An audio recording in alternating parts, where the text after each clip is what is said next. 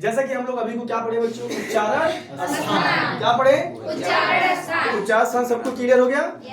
अब लगे हाथ चट मंगनी पढ़ गया, मतलब लगे हाथ उच्चारण स्थान के साथ ये भी पढ़ लिया जाए, सघोष और आघोष। 2 मिनट का है, बस ध्यान से देखो, जो ऑनलाइन देख रहे हैं वो भी ट्रिक के माध्यम से भी और यहाँ पे जो लिखा है उसके माध्यम से। ठीक बच्चों, तो पहले तुम लोग जान लो सघोष और आघोष क्या होता है। ठीक है, हिंदी वर्णमाला में व्यंजन का उच्चारण करने का अलग अलग आधार है, तो प्रयत्न के आधार पर हम लोग पढ़ते हैं सघोष और आघोष। स मतलब होता है साथ और घोष मतलब होता है नाद, आवाज, कंपन। क्या होता है? कंपन होता है, आवाज होता है, नाद होता है। ठीक है, आए समझ में? नहीं समझ में आया? और यहाँ पर सा उपसर्ग लगा है। क्या लगा है? सा उपसर्ग। सा मतलब साथ, घोष मतलब आवाज, नाद, कंपन। मतलब ऐसे वर्ण जिनका उच्चारण करते समय हमारी स्वर तंत्रियों में क्या होता हो? कंपन होता हो। क्या होता हो? कंपन होता हो। ऐसे वर्ण को क्या कहते हैं? सघोष कहते हैं। और सघोष का ट्रिक अभी को लिखे हैं, देख लीजिए। प्रत्येक वर्ग का तीसरा, चौथा और पांचवा और समस्त अंतस्थ व्यंजन, और अंतस्थ व्यंजन जानते हैं कौन कौन सा? या,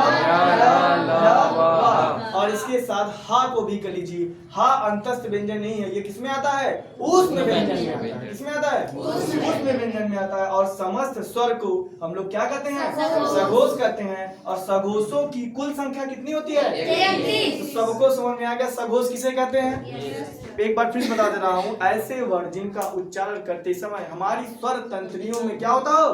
कंपन होता हो, ऐसे वर्ण को क्या कहते हैं? सघोष कहते हैं। सघोष पहचानने का ट्रिक है प्रत्येक वर्ग का तीसरा, चौथा और पांचवा। ट्रिक क्या है? 345। ट्रिक क्या है? 345। तीसरा, चौथा, पांचवा और या, रा, ला, वा, हा और समस्त स्वर। और सघोषों की संख्या कितनी होती है?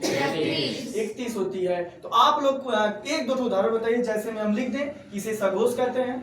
बताइए एक दो उदाहरण बताइए।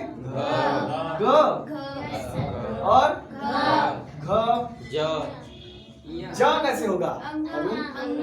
अंगा होगा ना। और समस्त स्वर होता है। क्या होता है? समस्त स्वर। समस्त स्वर में क्या जाएगा?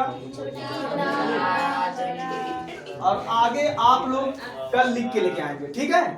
ठीक बच्चों, चलिए आघोष देख लीजिए। यहाँ पे लगा है अ उपसर्ग। क्या लगा है? और आप लोग को हम कई बार बताए हैं, जिस किसी भी शब्द के सार्थक शब्द के आगे क्या लग जाए? अ लग जाए, उसका मतलब होता है क्या? नहीं। क्या होता है? नहीं। जैसे आप लोग हमेशा पढ़े होंगे असमान। क्या होता है? असमान। समान से अ अलग कर दिया जाए, मतलब असमान से अ अलग कर दिया जाए तो क्या हो जाएगा? समान। और आ जोड़ दिया जाए तो अब उसका अर्थ क्या निकल जाएगा? आ मतलब नहीं, समान मतलब उसके बराबर, जो उसके बराबर ना हो। तो यहाँ पे लगा है आ का मतलब नहीं। अभी को बताएं घोष का मतलब क्या होता है? नाद, आवाज, कंपन। क्या होता है? ध्वनि, आवाज कर दो।